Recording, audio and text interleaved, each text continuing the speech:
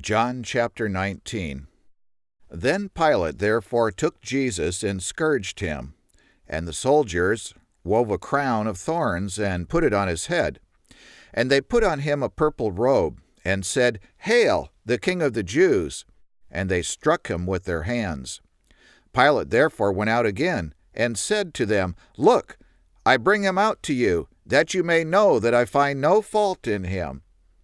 Then Jesus came out, wearing the crown of thorns and the purple robe. And Pilate said to them, Look, the man! When the chief priests there and officers saw him, they cried out, saying, Crucify him! Crucify him! Pilate said to them, You take him and crucify him, for I find no fault in him.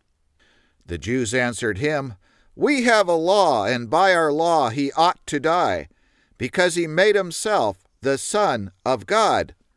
When Pilate therefore heard that saying, he was even more afraid, and went again into the judgment hall, and said to Jesus, Who are you? But Jesus gave him no answer. Then Pilate said to him, You do not speak to me? Do you not know that I have power to crucify you, and have power to release you? Jesus answered, You could have no power at all against me, except it were given to you from above. Therefore he that delivered me to you has the greater sin. And from then on, Pilate sought to release him, but the Jews cried out, saying, If you let this man go, you are not Caesar's friend. Whoever makes himself a king speaks against Caesar. When Pilate therefore heard that saying, he brought Jesus out, and sat down in the judgment seat in the place that is called the Pavement, but in the Hebrew, Gabbatha. And it was the preparation of the Passover, and about the 6th hour, and he said to the Jews, Behold your king! But they cried out, Away with him! Away with him! Crucify him! Pilate said to them, Shall I crucify your king? The chief priests answered, We have no king but Caesar. Then he delivered him to them to be crucified, and they took Jesus and led him away. And he, bearing his cross, went out into a place called the place of a skull, which is called in the Hebrew Golgotha, where they crucified him, and 2 others with him, one on either side, and Jesus in the middle. And Pilate wrote a title and put it on the cross, and the writing was, Jesus of Nazareth, the King of the Jews. This title then many of the Jews read, for the place where Jesus was crucified was close to the city, and it was written in Hebrew, Greek, and Latin. Then the chief priests of the Jews said to Pilate, Do not write, the King of the Jews, but that he said, I am the King of the Jews. Pilate answered, What I have written, I have written. Then the soldiers, when they had crucified Jesus, took his garments and made 4 parts, to every soldier a part, and also his coat.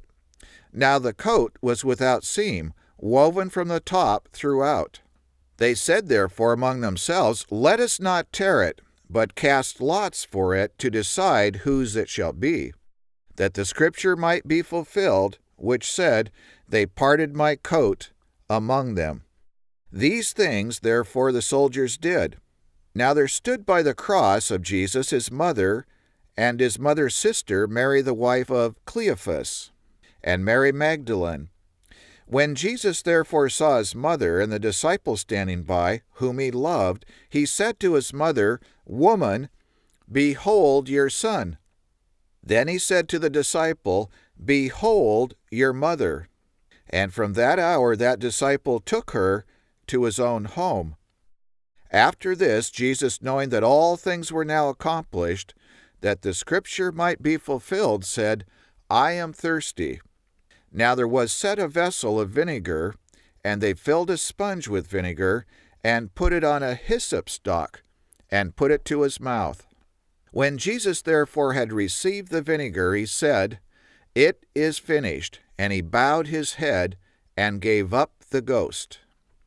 The Jews therefore, because it was the preparation day, that the body should not remain on the cross on the Sabbath day, for the Sabbath day was an high day, besought Pilate that their legs might be broken and that they might be taken away.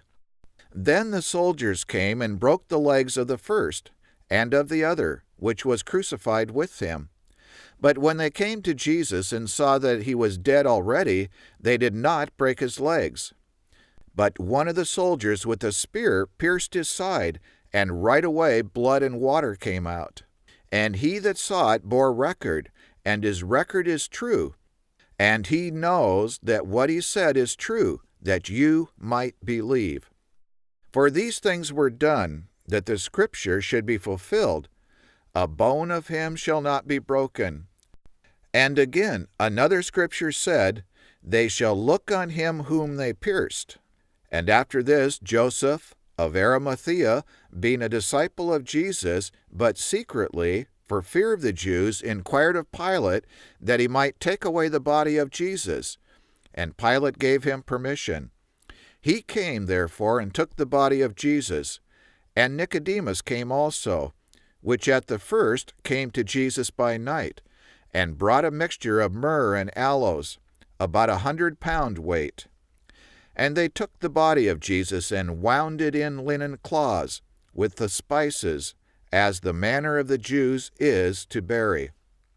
Now in the place where he was crucified there was a garden, and in the garden a new sepulchre, where no man was ever laid. There they laid Jesus, therefore, because of the Jews' preparation day, for the sepulchre was close at hand.